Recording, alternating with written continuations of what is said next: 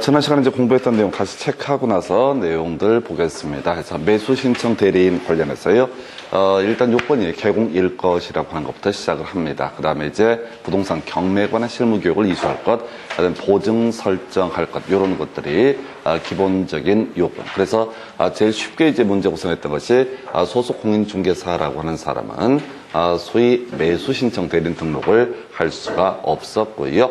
자, 출제 포인트가 됐던 것은 이 매수 신청 대리인 등록, 바로 지방법원의 장이라는 사람에게 매수 신청 대리인 등록해야 되고요. 이게 이제 출제 이슈.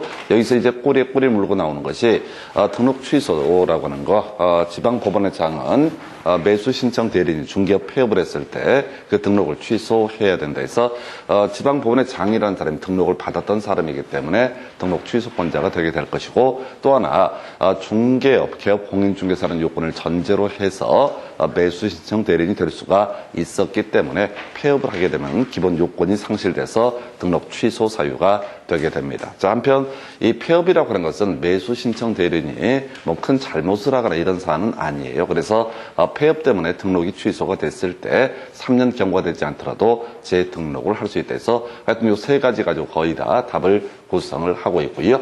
자, 이 매수 신청 대리인이 매수 신청 대리를 하기 위해서 위임 계약 등을 체결을 하게 된다. 좀 오래전 문제인데 이때 위임 계약 체결함에 있어서 경제적 가치라고 하는 것도 설명을 해야 된다. 이런 게 있었고요. 그 다음에 주요 이슈가 되는 게 매수 신청 대리인의 권한이라고 해서 매수 신청하고요, 매수 신고라고 하는 것을 할 수가 있다. 스토리가 이렇게 하는 거죠. 그래서 매수 신청은 입찰에 참여하는 과정 등을 총칭하여 매수 신청이라 부를 테고, 매수 신고라고 하는 것은 마지막에 가서 일정한 금액을 내고 자신이 이 물건의 권리를 취득을 하게 되는 것을 매수 신고라고 부르게 된다. 그래서 이 매수 신청 대리인이라고 하는 것은 매수 신청, 매수 신고 두 가지를 크게 할 수가 있다. 나머지는 안 됩니다. 자, 그리고 나서 이제 경매 과정 등을 보게 되면, 자, 조금 이제 이건 어려워지는 부분이 될 수가 있는데요. 경매 신청이라고 하는 거 하게 되면은, 소위 이제 경매 개시 결정의 등기라고 하는 것이 이루어지게 됩니다. 그래서 경매가 진행한다, 이런 얘기가 될 것이고, 이걸 우리가 이제 압류의 효력이 발생한다라는 표현을 쓰게 됩니다. 자, 그래서 이 경매 신청을 받은 이 법원에서는 경매 신청에 따라서 매수 경매 개시 결정의 등기라는 걸 하고요. 그 다음에 각종 채권자에게 배당 요구를 하도록 안내를 해주게 됩니다. 그래서 이게 이제 사안에 따라 달라지는 것, 특히 이제 전세권을 주로 예시를 했었는데요. 지금 배당 요구의 종기까지 배당 요구를 하게 되면 그 내용을 반영해서 최저 매각 가격이라는 것을 결정을 하게 됩니다. 그래서 배당 요구 종기까지 배당 요구를 하고요. 그래서 그걸 감안해서 최저 매각 가격을 결정합니다. 예를 들어서 X 부동산에 등기된 내용을 보니까 1순위 전세권이라고 하는 것이 있다고 치고요. 자, 그래서 1억이라는 금액이 전세권자에게 설정이 되어 있습니다. 자, 그리고 나서 저당권 같은 게 있다고 한번 해보겠습니다. 그러면 이제 뒤에서 논의한 것처럼 말소 기준 권리라고 하는 개념이 있게 되죠. 그래서 경매가 진행되면 이런 사안, 뒤에 나머지 권리는 별개의 문제로 하고요.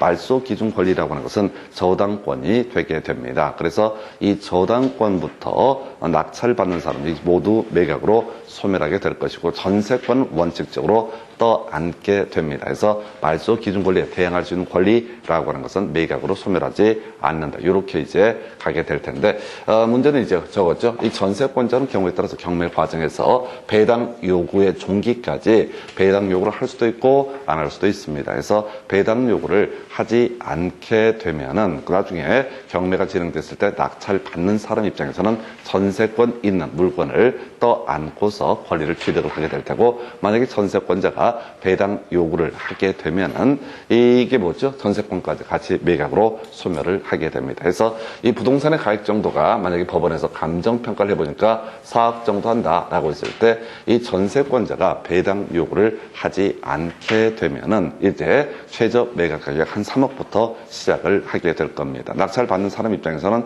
전세권을 떠안아야 되니까, 근데 전세권자가 배당 요구를 하게 되면 깔끔한 물건을 낙찰을 받게 되는 것이니까 이때는 법원에서 최저 매각 가격을 1억 정도로, 4억 정도로 설정을 하게 될 것이다. 그래서 이 배당 요구의 종기까지 배당 요구가 이루어져야 된다. 이게 이제 기본 구조가 되게 될 것이고, 나머지는 부차적인 내용들이죠. 자, 이렇게 지금 이제 배당 요구까지 받은 법원에서는 최저 매각 가격을 결정을 하게 될 것이고, 이 최저 매각 가격을 결정한 다음에 기일 입찰, 기간 입찰, 호가 경매 뭐 이런 식으로 경매가 진행이 되는데, 보통 우리 시험에 있어서는 기일 입찰이라는 게 일반적인 예시값이 되게 됩니다. 그래서 특정한 날짜를 정해서 이 물건에 입찰을 하고자 하는 사람이 매수 신청 보증이라고 하는 걸 하고 입찰서를 작성 제출하는 방식으로 경매가 진행이 됩니다. 그럼 이제 그날 이 매수 신청을 할 때 보증이라고 하는 것을 제공해야 됩니다. 그래서 기일 입찰에서 이 보증 금액이라는 것은 최저 매각 가격의 10분의 1이라고 하는 거, 기일 입찰에서 최저 매각 가격은 10분의 1이라고 하는 거. 자, 바로 지금 최저 매각 가격, 법원에서 아까 결정했던 최저 매각 가격의 10분의 1이라고 해요. 10분의 1은 갖고 틀리게 안 내고요.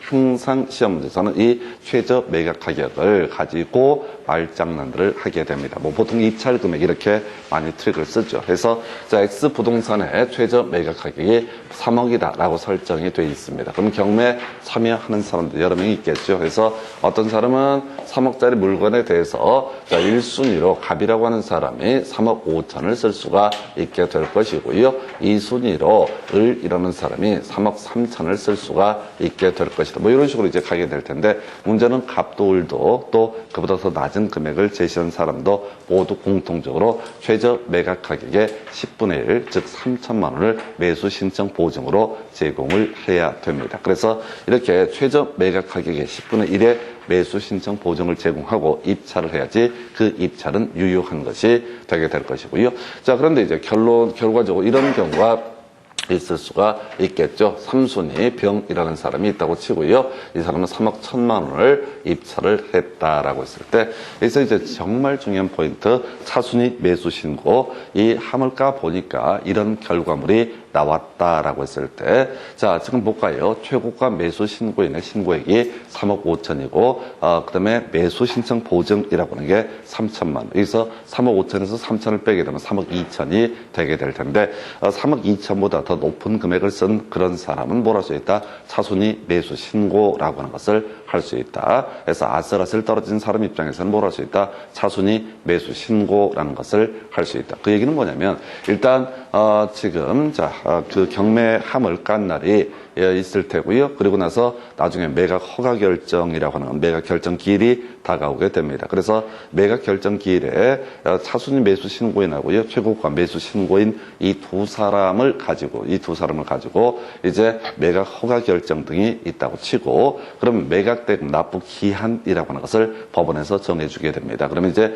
매각대금 납부 기한까지 1순위 권리자가 1순위 낙찰 받은 사람이 대금을 다 지불을 하면 별 문제가 되지 않을 것인데, 문제는 저거죠. 만약에 이 사람이 이 1순위 권리자가 혹시 나중에 돈을 안 내버리는 경우가 있다라고 하게 되면 차순위 매수 신고인이 이 3억 5천이라는 금액을 가지고 내고 나중에 낙찰을 받을 수가 있다. 이렇게 정리를 하게 됩니다. 그래서 시험 문제 포인트 한 반 이상 차지하고 있는 거 거의 60, 70% 될 겁니다. 차순위 매수 신고를 하기 위한 요건이라고 하는 거, 자신의 신고액이 최고가 매수 신고액에서 보증액을 뺀 금액을 넘는 때 한해서만 뭘 할 수 있다? 차순위 매수 신고를 할 수 있다. 그래서 이 명제 하나를 가지고 그렇게 많은 출제가 이루어지게 됩니다. 자, 그리고 여기는 이제 매각 결정 있게 될 테고요. 그 다음에 매각 허가 결정에 대해서 소위 항고라고 하는 것을 할 수 있습니다. 그래서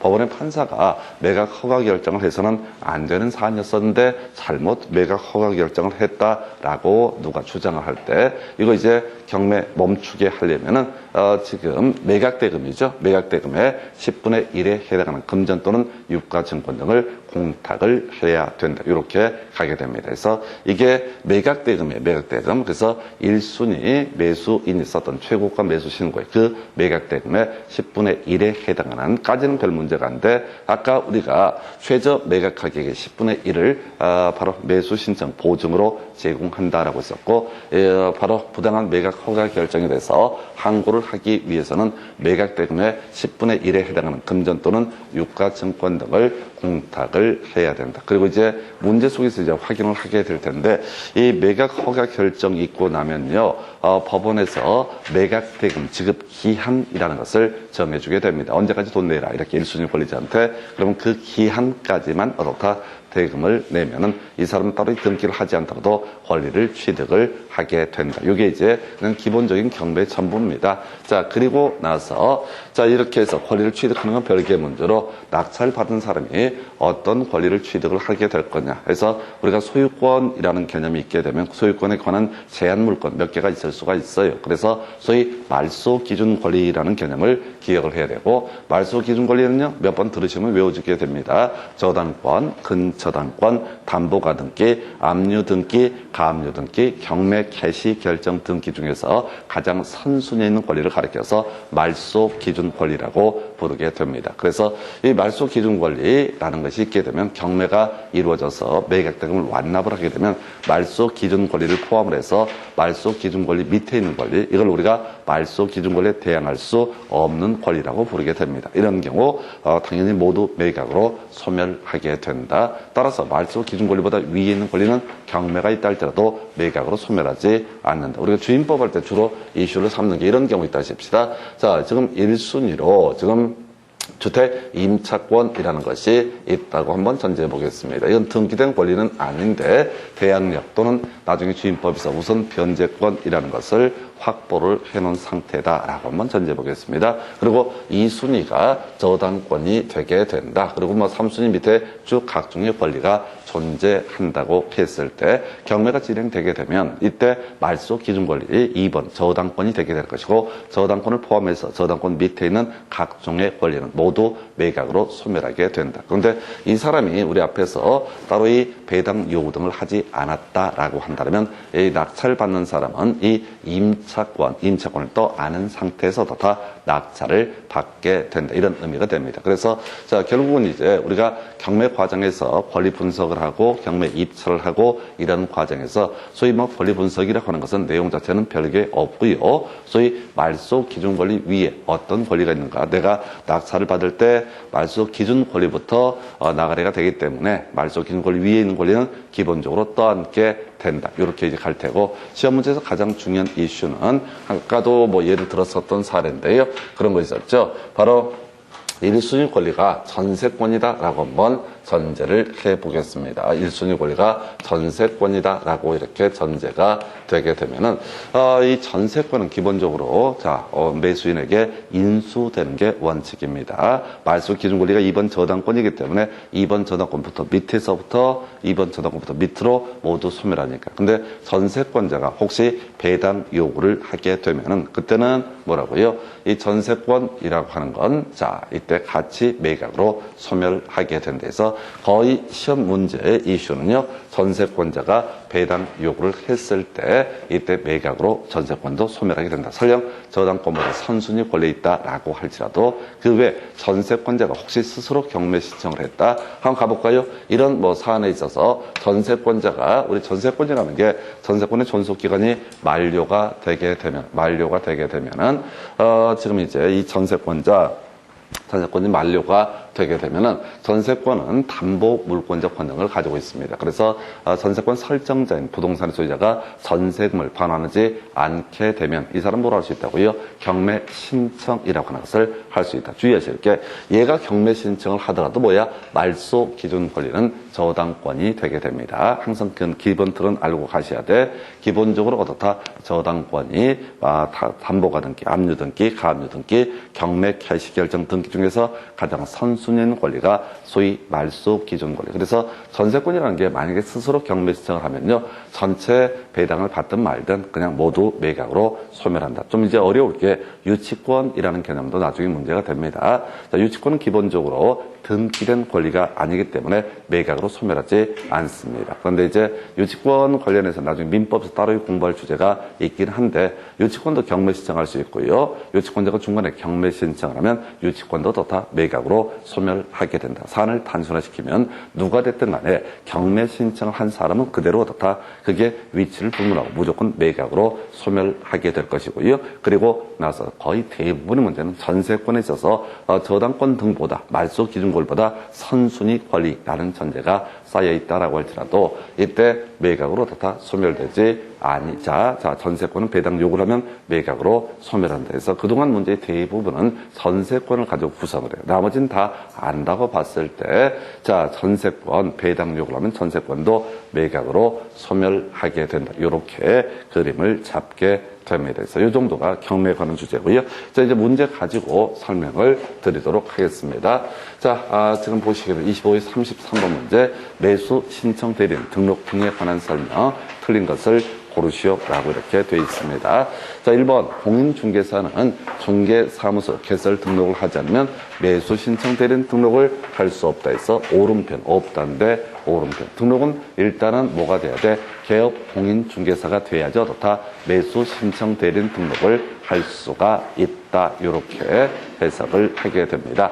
자, 2번 질문이요. 개업 공인중개사가 매수 신청 대리의 위임을 받은 경우 끄트머리 설명하지 않아도 된다 해서 요거 틀리게 뽑았죠. 그래서 경제적 가치 등에 대해서 다 설명을 해야 된다. 조금 오래전 문제다 보니까 이런 것들을 가지고 구성을 했어요. 자, 키워드 뭐가 되겠어요? 설명이라고 하는 거. 경제적 가치에 대해서 다 설명해야 된다 해서, 자, 이게 이제 계속 느끼셔야 되는 게 뭐냐면, 이 내용 등 관련해서 외우셔야 됩니다. 외우시게 되면은, 특히 뒤에 지문 보시게 되면 대충 감을 잡을 수가 있어요. 3번 지문 가볼까요? 자, 그 다음에 설명해야 된다 해서, 개업 공인중개사 매수 신청 대리의 관한 수수료표, 수수료에 대해서, 자, 설명해야 된다 해서 오른편 되겠고요. 별 의미 없어요. 이런 것들은. 항상 시험 문제 구성을 해갈 때, 이상한 질문들 나오게 되면, 신경을 쓰지 않았으면 좋겠고요. 4번, 개업 공인중개사 직접 출석을 해야 됩니다. 경매법정에 직접 출석해서 다 매수 신청 대리라고 하는 것을 할 수가 있다. 이렇게 돼 있습니다. 그래서 이렇게 돼 있고요. 18페이지, 자, 중개사법 중에서 18페이지를 보시면 되겠고요.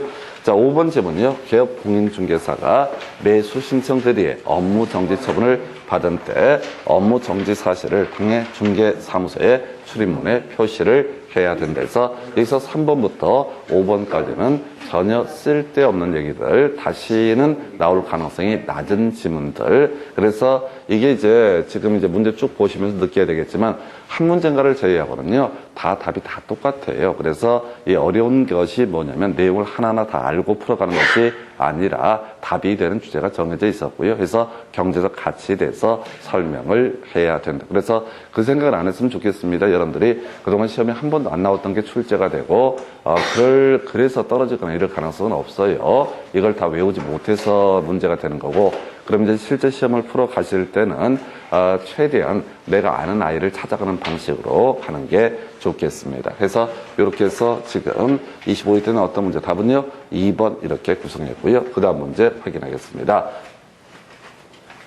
자, 매수 신청 대리인 등록 등에 관한 내용 틀린 것을 고르시오라고 해서, 자, 1번 좀 어려워요. 자, 개업 공인중개사의 중개업 폐업 신고에 따라서 매수 신청 대리인 등록이 취소가 된 경우, 자, 이 등록 취소된 후 3년 지나지 않더라도 결격 사유에 해당하지 않는다. 그래서 아까 이제 다 설명드렸던 내용을 약간 돌려서 얘기를 하고 있는 겁니다. 기본적으로요, 매수 신청 대리인 등록을 했다가 사고 쳐가지고 등록이 취소가 되면 3년 내는 재등록이 허용되지 않습니다. 근데 아까 폐업하고 나서 폐업 때문에, 중개업의 폐업 때문에 매수 신청 대리인 등록이 취소가 된 경우에는 이게 뭐 귀책 사유가 없기 때문에 3년 경과되지 않더라도 바로 재등록을 할 수가 있다. 이 얘기를 이런 식으로 표현을 하고 있고요. 2번, 개업 공인중개사. 자, 매수 신청 대리인이 된 사건에 있어서 매수 신청인으로서 매수 신청을 하는 행위를 해서는 아니 된다. 그래서 이게 뭐냐면은 하나의 물건에 대해서 매수 신청 대리인으로서 입찰에 참여하고 또 자기의 이름으로 또 입찰에 참여하는 것, 이런 것은 어떻다? 허용되지 않는다. 이건 이제 어떤 경우, 자, 장난치는 경우들이 있을 수가 있겠죠. 그래서, 자, X 물건에 대해서, 자, 이 갑이라고 하는 사람이 매수 신청 대리인데, 자, 의뢰 대리인 갑이라고 입찰을 하고, 그 다음에 또 갑 스스로의 이름으로 입찰을 하는 것. 이런 것은 어떻다? 허용되지 않는다. 이렇게 얘기를 합니다. 자, 그 다음에 이제 3번 지문이요. 개업 공인중개사 매수 신청 대리에 관해서 위임인으로부터 수수료를 받은 경우 그 중개 행위에 사용하기 위해서 등록했던 인장을 사용을 해야 된다. 예, 이거 이제 옳은 표현. 자, 우리 공인중개사법에서 업무 개시 전까지 해야 되는 게 인장 등록, 보증 설정, 고용인 신고 이런 게 있었죠. 기존에 등록했던 인장을 활용을 해야 된다. 예, 헛소리 되는 거예요. 사실 쓸모없는 소리가 되는 겁니다. 답은 겁나 쉬웠었나요? 소속 공인중개사는 매수 신청 대리인 등록을 할 수가 있다. 안 되죠? 자, 이 매수 신청 대리인 저기에서는 일단 기본 전제 요건이 개공일 때만 뭐가 될 수 있다? 매수 신청 대리인을 할 수 있다. 그래서 남의 가게에서 소공으로 근무하시는 분의 경우에는 자기 나와서 중개사무소 개설 등록하고 즉 개공이 된 다음에 뭘 할 수 있다? 다시 매수 신청 대리인 등록을 할 수가 있다. 이런 식으로 얘기가 전개가 되죠. 그래서 자 4번을 답으로 뽑았어요. 5번 질문요. 자 지금 매수 신청 대리인 등록을 한 개업 공인중개사 법원 행정처장이 인정하는 특별한 경우 사무소 간판에 법원의 휘장 등을 표시할 수 있다라고 되어 있죠. 그래서 그러면 특별한 사정이 없으면 어떻다? 휘장 등을 표시해서는 안 된다라고 하는 거. 자, 그래서 이런 지문들은요. 자, 유사이래로 처음 나왔었고요. 앞으로 나와도 어차피 모르실 지문,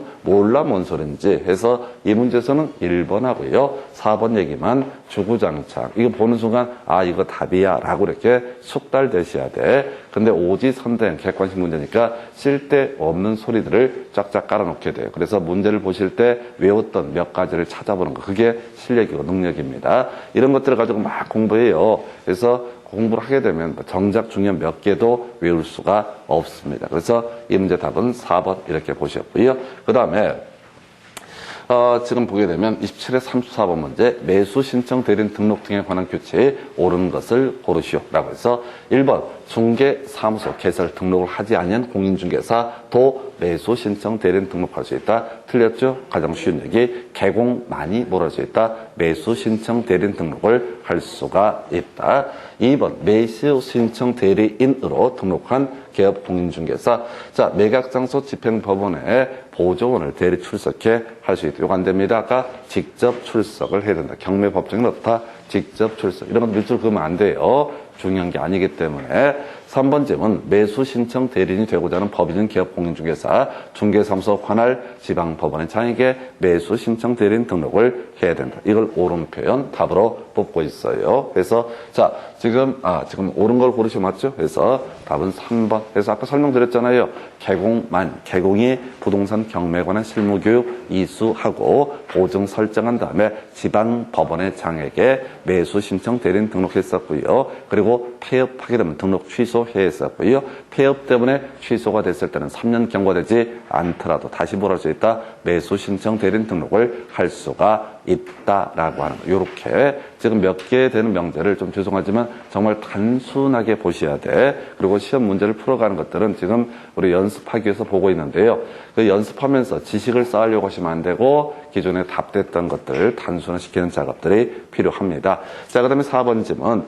자, 매수 신청 대리인으로 등록한 기업 공인중개사. 자, 부당한 매각 허가 결정에 대해서 항고할 수 있다 해서 자, 매수 신청 대리인 항고할 수 있다. 안 돼요. 매수 신청 대리인이 할 수 있었던 것은 매수 신청하고 매수 신고라고 하는 거 두 개만 할 수가 있었죠. 그래서 다른 건 할 수가 없습니다. 만약에 부당한 매각 허가 결정이 있게 되면 누가 바로 본인이 고객이 가서 매각 허가 결정에 대해서 항고를 하는 건 별개의 문제로 대리인이 항고를 하거나 하는 것은 허용되지 않는다. 되게 어려운 지문이야. 이것도 만약에 주어 수로 끊어서 가시게 되면 간단하게 볼 수 있습니다. 그래서 외운 거 대입하시는 거고요. 5번 질문 매수 신청 대리인으로 등록한 기업 공인중개사 자 본인의 인감증명서가 첨부된 위임장 등록증 4번을 한 번 제출하면 다음 날부터는 이때 증명할 필요가 없다 해서 매번 해야 됩니다. 입찰할 때마다 때마다 내가 왜 매수 신청 대리인을 하고 있는지 요거 매번 증명서를 제출을 해야 된다라고 할 것. 자, 그리고 나서 그러니까 저런 건 안 되는 거야. X 부동산에 대해서 갑이 입찰을 하고자 하는데 그냥 내가 가서 뭐라고요? 자, 매수 신청을 대리하겠습니다 라고 등록도 안 하고 을이라는 사람이 대리를 하는 것은 허용되지 않습니다. 기본적으로 매수 신청 대리는 일반적인 대리와 다르게 뭐가 필요하다? 매수 신청 대리인 등록이라는 과정을 거쳐야만이 뭘 할 수 있다? 대리할 수 있다. 이게 이제 전문 영역이라고 평가를 하는 거야. 그래서 이게 일반적인 대리는 일반적인 대리인이 매수 신청을 대리하는 것은 다 허용되지 않는다. 이렇게 가는 겁니다. 그래서 하여튼 조금 어려웠던 질문. 자, 그래서 다시 이건 뭐냐면은, 자, 어떤 갑이라는 사람이 지금 매수 신청 대리인이에요. 그래서 의뢰를 받아서 매수 신청 대리를 5월 1일 날 했다 하십시다. 5월 2일 날 병의 의뢰를 받아가지고 또 매수 신청 대리, 다른 물건, Y라는 물건에 대해서 입찰을 하고자 합니다. 그러면 이때도 자기가 매수 신청 대리인이다라고 하는 각종 증명서를 제출해야 되고, 그 다음날도 또 같이 제출하면서 뭘 할 수 있다? 매수 신청 대리라는 것을 할 수가 있다. 근데 이제 같은 날 2건 이상 입찰할 때는 한 번만 제출해도 된다. 이런 것들이 있는데 다 부질 없는 얘기들이에요. 여기서는 다시 1번 질문. 개공만이 뭘 할 수 있다? 매수 신청 대리인 등록할 수 있다. 그럼 개설 등록을 하지 않으면 개공이 아니기 때문에 매수 신청 대리인 등록을 할 수가 없었고요. 그 다음에 지방 법원의 장애가 어떻다? 매수 신청 대리 등록을 해야 된다라고 하는 거, 요렇게 그림을 잡아가게 됩니다. 아니 지금 이 중에서 우리가 실제 알 수 있는 건 1번하고요 3번 정도의 개념만 알 수 있습니다. 꾸준히 이렇게 줄여서 가셔야 돼. 그냥 일 없이 읽어보시면 안 돼. 계속해서 말씀을 드리지만 중개사법이 다른 과목보다 좀 쉽다라고 일반적으로 얘기를 합니다. 그래서 시험이라는 게 어려운 게 답은 다 정해져 전반적으로 있고요. 그거 답을 찾아내는 게 능력이야. 많이 읽는다고 해서 열심히 읽는다고 해서 해결되지 않습니다. 그럼 방법이 뭐냐면은 그냥 계속 단순하게 몇 개의 지식을 외우십니다. 그리고 그 아이들이 어디에 있는지를 찾아가는 과정으로 생각을 하셔야 돼요. 자, 그래서 지금 이게 저는 제가 어제 말씀드렸었나? 저는 족보라고 얘기하는 게 있다고 그랬잖아요. 그래서 대학가에서도 그렇고 어디에서도 족보라고 하는 개념이 있게 되는데 이 시험 자체가 다 이 기출문제 자체가 족보입니다. 그래서 루틴 자체가 빤히 정해져 있어요. 제가 보게 되면 한 16년 정도의 데이터를 분석을 하더라도 거의 몇 개 안 돼요. 그래서 중요한 건 그 몇 개 되지 않는 지식을 단순 암기. 그리고 지금 우리 문제를 풀어보는 것도 이게 옳다, 그러다 이걸 평가를 하는 것도 아니고요. 읽어봐서도 별 의미도 없어요. 한 1000번쯤, 100번쯤 계속 같은 말을 해야지 그때 가서 외우는 사람들이 여러분의 그래요, 솔직히. 그럼 어떻게 해야 돼? 그러니까 슬슬 보게 되면 개판돼 버려요. 서너 번씩 보게 되면 아는 것도 아니고 모르는 것도 아니고 다 설명 들으면 이해되고 이거 개판되는 거예요. 이게 이제 시험 공부하는 제일 안 좋은 방법입니다. 그래서 지금 이게 이과 쪽인가요? 이과 쪽에서 공부하신 분들은 제 얘기를 금방 이해를 해요. 이과 쪽은 기사라든가 그런 자격증 시험 있잖아요. 그 이과 쪽 애들은 전반적으로 무식하다고 얘기합니다. 또 이과 출신 애들이 저기가 나를 무식하다고 얘기해서 라고 이렇게 시비 걸어봤자 그냥 하나 신경 안 쓰니까 마음대로 생각하시고, 요는 뭐냐면 이과 쪽에서 공부할 때는 이렇게 거하게 안 해요. 이론이 있고 그런 거 없어. 이과 쪽 공부하는 친구들은 정말 단순해. 기출문제를 딱 펴. 그리고 답을 다 달아. 뭘 풀긴 뭘 풀어. 그냥 답을 그냥 다 다는 거야. 그리고 그걸 계속해서 읽어버리는 거예요. 그러면 이제 공부를 안 하신 분들도, 내용을 잘 모르는 사람들도 거기서 중요한 게 계속 답을 뽑는 게 뭐라는 걸 한 번은 틀리게, 한 번은 맞게, 이런 식으로. 그래서 그게 이제 이과 쪽에서 가능한 이유가 하나가 있어요. 사실은 다른 거와 다르게 그쪽은 시험이 많이 있어, 비교적. 1년에 두세 번씩 보니까 그냥 오늘 죽기 살기로 해서 기출문제 한 5번 뺑뺑이 돌리고 나서 가서 떨어지면 한 번 더 보면 되고 이렇게 가니까 이게 가능한데, 이 망할놈 중개사 시험은 1년에 한 번밖에 없다 보니까 그게 문제예요. 한 번 놓쳐버리면 1년을 더 기다려야 된다는 이 중압감 때문에 불안해가지고 최선을 다해서 양을 늘리시는 거 아무런 의미 없습니다. 그냥 답을 계속 단순하게 가셔요. 그래서 이 문제에서도 1번하고 3번 이런 것들은 보시고 나중에 이제 공부해 갈 때 굳이 보려면 어떻다? 직접 출석. 출석은 어떻게 한다? 직접 출석. 문장 우리 자료에 나와 있는 것들 뒤만 딱딱딱 가봐야 된다고. 그러면 이게 대강 윤곽이 잡혀요. 그래서 자 답은 3번으로 구성을 했었고요. 그 다음 주제 설명드리겠습니다. 자, 28회 22번 문제네요. 자, 지금 갑은 매수 신청 대리인으로 등록한 기업 공인중개사 을에게 자 위임을 하였다라고 되어 있습니다. 그래서 을이 뭘 한다? 매수 신청 대리를 하게 된다라는 전제에서 1번 지문이요. 자, 보수의 지급 시기에 대해서 따로 약정이 없다라고 했을 때는 매각대금의 지급 기한일 해서 법원에서 3월 5일까지 대금을 내십시오라고 하면 그 날까지 어떻다? 보수도 지급을 해야 됩니다. 전혀 안 중요해. 앞에서 중개 보수할 때도 똑같은 논리로 잔금 지급일을 기준으로 어떻다? 중개 보수 지급을 해야 된다. 이런 얘기인데 이런 것들은 법적 가치가 없어요. 틀리든 맞든 답이 되지 않습니다. 2번 지문이요. 차순위 매수 신고할 수 있다. 제일 중요한 주제 중에 하나죠. 자, 매수 신청 대리인은 매수 신청할 수 있고요. 매수 신고할 수 있다. 매수 신고의 범주는 공제 우선 매수 신고, 차순위 매수 신고, 그 다음에 임차 이내, 임대주택에 대한 우선 매수 신고 이런 것들 대리할 수 있었고요. 자, 을은 자 등록증을 개시해야 된다. 별 필요 없죠. 우리가 공인중개사법에서 중개사무소 개설 등록하면 4가지 개시했었죠. 등록증 있었죠. 자격증 있었죠. 그다음에 중개보수 요율표, 그다음 마지막에 보증 설정 증명 서류 이런 것들을 개시해야 된다. 매수신청 대리는 또 자신이 매수신청 대리라는 것을 개시해야 된다. 그냥 영향가 없는 얘기입니다. 자, 4번 을이 중개업을 휴업했을 때 등록을 취소해야 된다. 그렇게 어렵게 나왔던 주제. 자, 우리 등록 취소는 딱 한 가지였었죠. 개공이 되게 되면 매수 신청 대리인 등록할 수 있고 중개업을 폐업을 하게 되면 기본 요건이 흠결이 있기 때문에 이때는 바로 폐업했을 때 등록을 취소해야 된다. 근데 이제 이놈은 휴업했을 때 등록을 취소해야 된다. 틀리게 구성이 됐어요. 그래서 지금 이게 미치는 거야. 계속 공부했던 내용이 출제가 되는데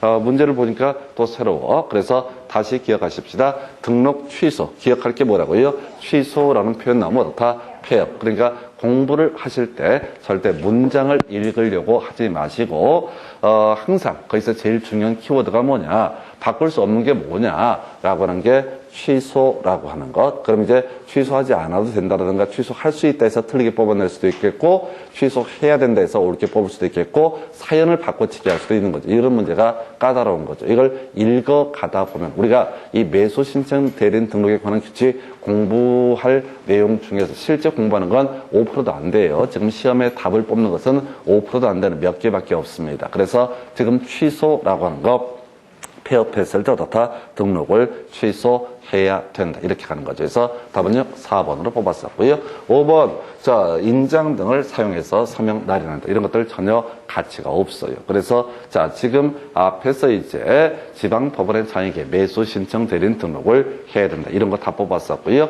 그 다음에 나오는 주제가 등록 취소라고 하는 거, 폐업하게 되면 어떻다? 등록을 취소해야 된다. 이렇게 갑니다. 그래서 답은 4번. 자, 그렇게 보셨고, 그 다음에 이제 검토 드릴게. 자, 29회 때는 어떤 문제? 매수 신청 대리인 등록한 갑에 대한 설명 틀린 것을 고르시오서 갑은 자, 개업 공인중개사이다 라고 해서 맞죠? 개공은 둘 중에 하나거든요. 개인 공인중개사인 개업 공인중개사이거나 또 법인은 개업 공인중개사. 그 요거 가지고 지금 아까 소공 가지고 한번 뽑아냈었죠. 그 다음에 개설 등록을 하지 아니한 공인중개사 매수 신청 대리인 등록할 수 있다라고 해서 틀리게 뽑아냈었고요. 그리고 개공은 뭘 할 수 있다? 바로 매수 신청 대리인 등록을 할 수 있다. 첫 번째 이슈가 되는 거죠. 그 다음에 자, 지금 매수 신청 대리 위임을 받은 매수 신청 대리인 갑은 끄트머리 매수 신고라고 하는 것을 할 수가 있다. 맞죠? 매수 신청도 할 수 있고 매수 신고도 할 수가 있다. 자, 매수 신청 대리인의 권한 거의 지문 한두 개씩 무조건 던져줍니다. 3번 지문요. 폐업 신고를 해서 등록이 취소가 된 후 3년이 지나지 아니한 갑 등록할 수 없대죠. 재등록 가능하죠. 그래서 지금 스토리가 세 개가 답을 쭉 이어서 오는 거야. 첫 번째, 지방법원의 장이라고 하는 사람에게 등록해야 된다.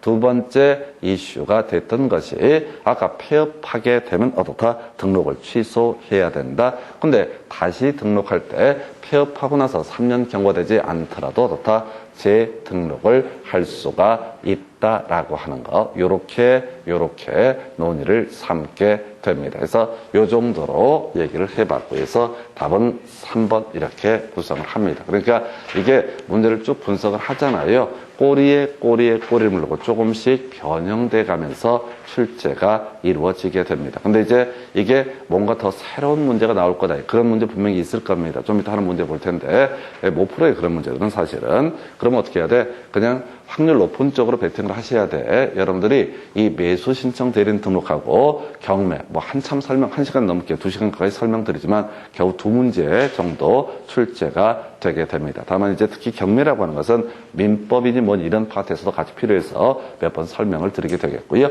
그 다음에 4번 공인중개사 자격이 취소가 됐다. 자, 가볼까요? 개공이 되려면 기본적으로 공인중개사여야 하죠. 그죠?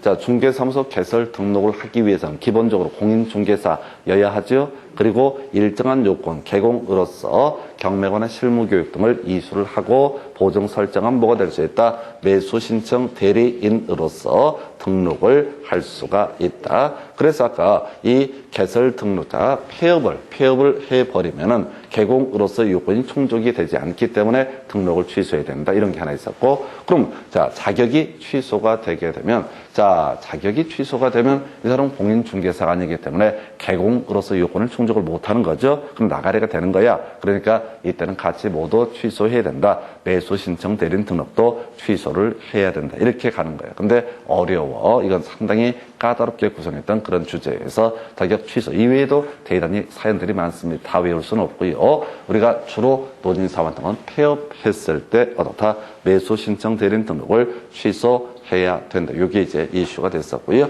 그 다음에 이제 갑은 매수 신청 대리권의 법인에 해당하는 대리 행위를 할 때마다 끄트머리 직접 출석이라고 하는 거, 요렇게 뭐 답 안 되는데 던져주는 지문이 되겠습니다. 그래서 지금 답은요 3번으로 구성을 했어요. 다시 답이 됐던 거, 개공으로서 자, 부동산 경매에 관한 실무 교육이라든가 그 다음에 부동차 또 하나가 보증 설정 이런 요건을 갖춰서 지방 법원의 장에게 등록해야 되고, 혹시 중개업 폐업하게 되면 바로 매수 신청 대리인으로서 요건에 흠결이 있기 때문에 이때는 매수 신청 대리인 등록을 취소해야 된다. 휴업은 중개업 폐업한 게 아니기 때문에 등록 취소 사유가 아니었고요. 중개업의 폐업 때문에 매수 신청 대리인 등록이 취소가 되고 3년 경과되지 않더라도 재등록이라는 것을 할 수가 있다. 그 세 개 명제만 갖고 주구장창 답을 구성을 하게 됩니다. 그래서 계속해서 여러분들이 하고 아무리 공부를 하셔도요 돌아서면 다 잊어먹게 돼 있고요. 또 중요한 건 또 놀라운 게 이렇게 몇십 번 미친놈처럼 떠들어대게 되면 여러분들은 또 머릿속에 기억이 남아. 그러면 어떻게 하는 거냐면 시험 문제에서 다음 중 아는 것을 고르시오. 이렇게 문제를 풀어보셔야 돼. 그거 진짜 마음의 준비 독하게 하셔야 됩니다. 지금 제가 이 중개사 몇 년 이렇게 하면서 느끼는 것 중에 하나가 수험생들이 문제를 푸시려고 그래요. 뭐 실력도 쥐뿔도 없으면서 뭘 풀긴 풀어요. 분수를 알아야 돼요. 양들이 너무 많아가지고 알았던 것조차도 시험장 가면은 스트레스 때문에 안 보인다고. 그래서 해설하려고 하지 마시고 아예 답을 외우는 식으로. 그래서 그 방법이 주어수로 끊어가게 되면 어차피 내용 모르잖아요. 외운 거 몇 개 있잖아요. 그런 걸로 대입하는 거예요. 아까 우리 지문 중에서 이런 거 있잖아요. 매수 신청 대리 위임을 받은 갑은 자, 중간 날려버리고 매수 신고 등을 할 수가 있다. 그럼 다음 지문에서는 여기서 뭐라고요? 자, 지금 차순위 매수 신고 이런 것도 넣을 수 있고, 자, 그 다음에 이제 임차 인해 우선 매수 신고 이런 것들도 지문을 살살 바꿔가면서 출제를 하게 되는 겁니다. 그래서 하여튼 매수 신청, 매수 신고 할 수 있다. 이렇게 설명드렸고요. 그 다음 주제 가서 살펴볼까요? 자, 공인중개사의 매수 신청, 대리인 등록 등에 관한 규칙상 자, 기업 공인중개사의 금지 행위에 해당하지 않는 것을 환장합니다. 우리가 외웠던 건 뭐야? 매수 신청 대리인이 할 수 있는 것 두 가지 있었죠? 매수 신청하고요. 매수 신고라고 하는 걸 할 수가 있었습니다. 그래서 뒤에 보니까 이거 나와 있죠? 답은 몇 번? 매수 신고라고 하는 거. 금지 행위가 아닌 것을 고르시오. 이거 뭐라고요? 할 수 있는 행위를 고르시오. 그러니까 금지 행위가 아닌 걸 고르시오 이렇게 했을 때 읽어보지 마요. 어차피 안 해온 항목이야. 근데 쓱 대충 보시게 되면 유일하게 알 수 있는 게 뭐라고요? 매수 신고. 그냥 이렇게 푸는 거예요. 그래서 요게 24회 때 좀 오래전 문제인데 워낙 기본이 되는 명제고요. 그 다음 문제도 24회 때 한 해 두 문제가 구성이 됐어서 볼 때요. 지금 이제 매수 신청 대리의 위임을 받아서 할 수 없는 행위는 나와 있죠. 자, 아까는 금지 행위가 아닌 것을 고르시오. 달리 얘기하면 할 수 있는 행위는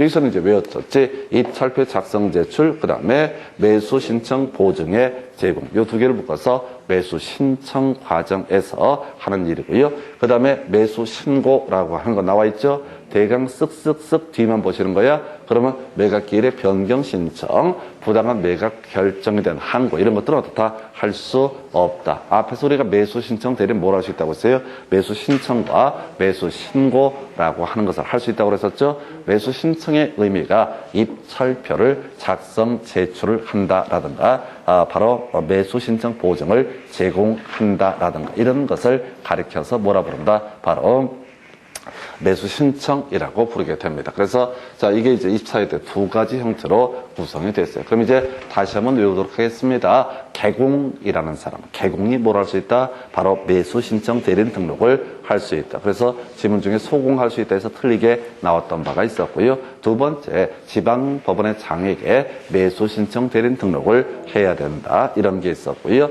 그래서 지방법원의 장이 매수 신청 대리인 등록 취소를 할 수 있는데 그 사유 중에 폐업이라고 하는, 휴업은 아니고 폐업이라고 하는 것이 있었고요. 한편 폐업 때문에, 중개부의 폐업 때문에 매수 신청 대리인 등록이 취소가 되면 3년 경과되지 않더라도 매수 신청 대리인 재등록을 받아주게 된다. 그래서 매수 신청 대리인이 되게 되면 직접 출석이니 뭐니 다 구차적인 얘기고 매수 신청과 매수 신고라는 것을 어떻다? 대리할 수 있다. 중간에 이제 위임 계약을 할 때는 경제적 가치 등도 설명을 해야 된다. 이 정도 내용 가지고 지금까지 7년 동안 이 정도의 문제가 구성이 됐습니다. 근데 매번 부탁을 드리지만 절대로 중간중간에 지문이 왜 틀리고 왜 맞고 이거를 찾아보시게 되는 게 썩 좋지가 않아요. 그건 이제 공부가 다 되고 그런 거 있잖아요. 그 남들보다 몇 점을 더 맞아야겠다. 이런 쓸데없는 생각할 때 그때 하는 공부이고요. 지금 우리가 어떻게 보면 시간 낭비하고 있어요. 겨우 한 문제 풀기 위해서 이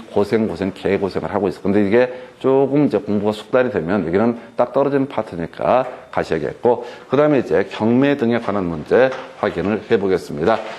이거 봐봐. 아주 징글징글하게 나와 있어. 그러면서 앞에서부터 읽지 말고 제일 중요한 키워드 차순위 매수 신고 나와 있죠. 그래서 그것만에 보니까 그 사람의 신고액이 얼마를 넘어야 된다. 그래서 이거는 그냥 무조건 나와야 돼. 차순위 매수 신고를 하기 위해서는 자신의 신고액이 최고가 매수 신고액에서 보증액을 뺀 금액을 넘는 때 한해서 뭘 할 수 있다? 차순위 매수 신고를 할 수 있다. 그래서 최고가 매수 신고액이 누가 되냐면 지금 2억 5천만 원이고요. 최저 매각 가격이 2억. 그러면 2억이면 얼마? 2천만 원이라고 하는 게 뭐가 된다? 바로 보증 금액이 되게 됩니다. 그래서 2억 5천에서 2천만 원을 뺀 금액, 즉 2억 3천을 넘어야지 뭘 할 수 있다? 차순위 매수 신고를 할 수 있다. 기본 명제 다시 외우셔야 돼. 차순위 매수 신고를 하기 위한 요건이라고 하는 거, 자신의 신고액이 최고가 매수 신고액에서 보증액을 뺀 금액을 넘는 때 한해서 뭘 할 수 있다? 차순위 매수 신고를 할 수가 있다. 해서 사례형으로 한번 출제가 됐었고요. 다시 문장을 외우셔야 돼. 자신의 신고액이 최고가 매수 신고액에서 보증액을 뺀 금액을 넘는 때 한해서 뭘 할 수 있다? 차순위 매수 신고를 할 수 있다. 다시 개나 소나 차순위 매수 신고 1등이 돈 안 내면 내가 돈 낼게 이렇게 할 수 있는 것이 아니라 자신의 신고액이 최고가 매수 신고액에서 보증액을 뺀 금액을 넘는 때만 뭐라 할 수 있다? 차순위 매수 신고를 할 수가 있다. 자신의 신고액이 최고가 매수 신고액에서 보증액을 뺀 금액을 넘는 때 한해서 뭘 할 수 있다? 차순위 매수 신고를 할 수 있다. 이건 문장 통째로 외워두셔야 돼. 왜? 지금 문제 거의 이걸로 도배를 해버리거든요. 사례형 문제도 나오고요. 그래서 이렇게 해서 답은 2억 3천에서 5번 이렇게 뽑았고요. 그 다음 문제 보도록 합니다. 자, 기업 공인중개사가 중개의뢰인에게 경매에 관해서 한 설명으로 옳은 것을 고르시오 해서 봐봐요. 차순위 매수 신고 중요한 거 나와 있죠. 이 사람 그 사람의 신고액이 최고가 매수 신고액에서 보증액을 뺀 금액을 넘는 때 넘는 때만 어떻다 할 수 있다. 근데 이 망할 놈들이 넘지 않는 때만 할 수 있다라고 해서 틀렸죠. 넘었을 때만, 예를 들어서 아까 2억 5천 최저 매각 가격이 바로 2억이라고 쳤을 때 거기서 2천만 원 낼 텐데, 자 2억 3천을 넘지 않는 때 그보다 낮게 쓴 사람만 차순위 매수 신고를 하는 게 아니라 그보다 높은 금액을 쓴 사람만 뭘 할 수 있다? 차순위 매수 신고를 할 수 있다. 이건 하도 중요하다 보니까 이렇게 말장난까지 하는 극치의 모습을 보여주게 됩니다. 그래서 기업번은 틀리게 구성이 됐고요. 니은번 매각 허가 결정이 확정돼서 지금 이제 낙찰 받은 사람한테 하는 얘기입니다. 대금 지급 기한의 통지를 받으면은 그 기한까지 매각 대금을 지급을 해야 된다. 그래서 내가 1등으로 낙찰이 됐고요. 법원에서 매각 허가 결정 떨어지고요. 통지도 왔습니다. 선생님께서 1등 되셨고요. 이거 5월 7일까지 대금을 납부하시기 바랍니다. 라고 이렇게 돼 있어요. 그러면 5월 7일까지 내면 된다. 요걸 갖고 뒤에서 문제 구성할 때요. 매각 지급 기한 1일에 그 일에 매각 대금을 납부해야 된다. 그럼 틀린 거야. 꼭 5월 6일을 내도 되는 거지 5월 7일 날 꼭 내야 될 의무가 있는 것은 아니다. 근데 요것도 그래요. 이게 특이한 건데 계속 구성이 돼. 해서 차순위 매수 신고하고 어디 기한까지 어떻다 지급을 해야 된다. 그러면 이 문제에서 키워드 가볼까요? 자, 지금 이제 지급이라고 하는 건 이제 기한까지. 자, 지금 뭐라고요? 기한까지 바로 대금을 내야 된다. 그래서 니은번은 옳은 표현. 매수인이 매각 대금을 다 내놓고 등기가 촉탁이 된 때 권리 취득. 틀렸죠? 매각 대금을 다 내면 그대로 다 권리를 취득을 하게 된다. 그래서 민법 187조 법률 규정에 따른 부동산 물권 변동이라고 해서 상소, 공용, 징수, 판결, 경매 이런 것들은 등기 안 해도 효력이 발생하는데 구체적으로 경매에 있어서는 매수인이 매각 대금을 다 낸 때 어떻다? 그때 권리를 취득을 하게 된다. 이것도 기초적인 개념. 그 다음에 네 번째, 매각 부동산의 후순위 저당권자가 경매 신청을 하여서 매각되더라도 선순위 저당권 매각으로 소멸을 내지 않는다. 자, 가볼까요? 자, 어떤 X 부동산의 1순위 저당권, 이제 예를 들어서 이 사람은 을이라는 사람이 있고 2순위 저당권 병이라는 사람이 있다. 그러면 누가 경매 신청을 하든 간에 말소 기준 권리는 1순위 저당권이 되기 때문에 호순위 저당권자가 경매 신청을 하더라도 말소 기준 권리는 이 사안에서는 선순위 저당권. 그래서 선순위 저당권도 매각으로 소멸하게 된다. 이렇게 해석을 하게 됩니다. 그래서 요거 틀리게 뽑아냈네요. 자, 디귿번도 틀렸었나요? 그래서 니은 하나를 옳게 구성을 해놨습니다. 그래서 하여튼 요 4개 정도의 명제, 이 중에서 조금 사람마다 다를 수는 있겠는데, 일단은 가장 기초가 차순위 매수신고. 정확하게 외우셔야 됩니다. 이게 그렇게 많이 나오니까. 차순위 매수신고라고 하는 것은 자신의 신고액이 최고가 매수신고액에서 보증액을 뺀 금액을 넘는 때 한해서 뭘 할 수 있다? 차순위 매수신고를 할 수가 있다. 이렇게 가게 됩니다. 그래서 니은번 하나 틀리게 옳게 구성이 됐습니다. 답은 2번이고요. 그 다음 문제 가서 보도록 하겠습니다. 자, 지금 법원은 X 부동산에 대해서 경매 절차를 개시하는 결정을 내렸고 최저 매각 가격을 1억으로 했다. 자, 옳은 것을 고르시오라고 이렇게 되어 있습니다. 그래서 엄청났던 문제입니다. 해서 장난이 아니야. 30회 때 문제는 내용은 더럽게 간단한데 장난이 아니야. 그럼 이제 이런 문제를요, 차근차근 내려가서 보게 되면 한 2, 3분 걸립니다. 의미 없는 짓거리예요. 그래서 쓱 한번 봐봐요. 자, 일단 1번은 알겠구나. 갑이 1억 2천에 매수 신청을 하고자 할 때 1,200만 원. 틀렸죠? 이 부동산의 최저 매각 가격이 얼마? 1억이죠? 1억이면 매수 신청 보증은 자기가 얼마에 입찰을 하든 간에 최저 매각 가격의 10분의 1에 해당하는 금액을 매수 신청 보증으로 제공을 해야 된다. 다시요. 최저 매각 가격의 10분의 1이라고요. 1억 2천을 쓰든 1억 3천을 쓰든 1억 4천을 쓰든 이 사람은 최저 매각 가격이 1억이기 때문에 이때 1억의 10분의 1인 1,000만 원을 매수 신청 보증으로 제공을 해야 된다. 이게 이제 좀 유치한 그냥 가장 기초 나올 수 있는 것 중에 제일 답을 안 뽑을 것. 전에는 아주 도비하다가 너무 쉽다고 생각해서 이걸 깔아주고 있고요. 이런 문제 답 뽑으면 무조건 맞춰야 되고요. 그 다음에 두 번째부터 어려워지나 최고가 매수 신고를 한 사람이 2명인 때는 자 다른 모든 사람께 입찰해야 된다. 듣고 버리는 겁니다. 자 1등한 사람이 하다 보니까 딱 2명이 나와. 그러면은 그때 그 둘 중에 한 사람, 두 명을 가지고 다시 입찰을 붙이게 된다. 이런 논리 구조가 되게 됩니다. 자, 그래서 같이 이제 연결되는 주제가 뭐냐면, 자, 갑이 다른 사람과 동일한 금액으로 최고가 매수 신고를 해서 다시 입찰하는 경우, 그러니까 재입찰하는 1등을 해서 공동 1위를 해서 재입찰을 하는 경우 전에 입찰 가격이 못 미치는 가격으로도 입찰해서 매수할 수 있다. 이게 뭔 소리냐면 이건 절대 안 되는 거죠. 왜냐면 어떤 X 부동산에 대해서 예를 들어서 지금 최저 매각 가격이 1억이야. 그리고 다른 사람들이 다 1억 한 2천에서 1억 3천을 쓰고 있을 때 둘이서 작당을 해서 2억 이렇게 쓰는 거야. 공동 1위를 노리는 거야. 자기가 혼자 단독 1위 해버리면 개판돼 버리는 거죠. 아니 자기가 매각대금을 납입을 해야 되니까 그래서 머리를 써서 2억으로 공동 1위를 하는 거예요. 그러면 아까 뭐 한다고 했어요? 재입찰. 공동 1위 한 사람한테 뭘 한다고 했어요? 재입찰. 그때 가서 갑자기 1억 이렇게 쓰면 안 된다 이런 얘기입니다. 지난번에 입찰했던 금액보다는 더 높게 써야 된다라고 하는 거예요. 그래서 이런 게 의미가 없다고요. 이런 게 의미가 전혀 없다고요. 이걸 알아가는 기쁨. 예, 시험에는 아무런 보탬이 되지 않습니다. 이거 지금 우리 차순위 매수 신고 같은 경우는 지난 시간부터 제가 진짜 한 100번은 얘기를 할 거예요. 그래도 아리가리해. 정확히 정리가 안 돼. 그 얘기는 뭐냐면 어렵다는 얘기입니다. 그래서 이런 것들을 한번 봤다 한들 의미가 없어. 자, 설명을 드리겠습니다. 4번 1억 5천만 원 최고가 매수 신고인이 있는 경우 법원에서 보증금액을 달리 정하지 않았다면 차순위 매수 신고를 하기 위해서 신고액이 1억 4천을 넘어야 된다. 맞죠? 해서 최저 매각 가격이 1억이니까 보증액이 얼마?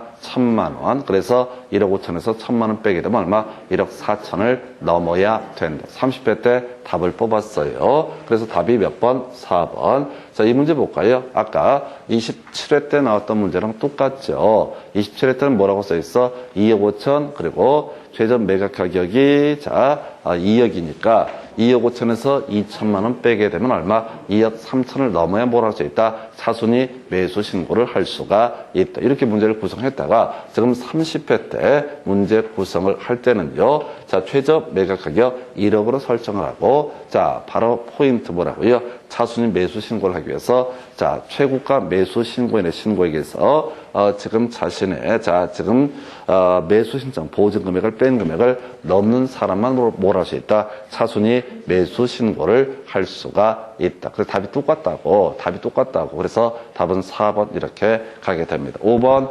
자, 갑이 차순위 매수 신고인인 경우 매각길이 종결되면은 즉시 보증 돌려주고 신청할 수 있어요. 뭔 소리냐면 내가 오늘 입찰을 했어요. 그래서 아슬아슬하게 떨어졌으니까 매각길의 의미가 오늘이거든요. 입찰한 날이에요. 발표한 날이야. 이 사람은 보증 돌려달라고 할 수 없죠. 자기가 차순위 매수 신고를 했다는 얘기는 앞으로 1등에 한 사람이 돈을 내지 않게 되면 그 돈을 내가 내겠다 이런 취지이기 때문에 그때까지는 돌려달라고 할 수가 없다. 그래서 이 문제 같은 경우는 예를 들어서 2번, 3번, 5번 다 개소리입니다. 결국은 이 문제에서는 1번하고 4번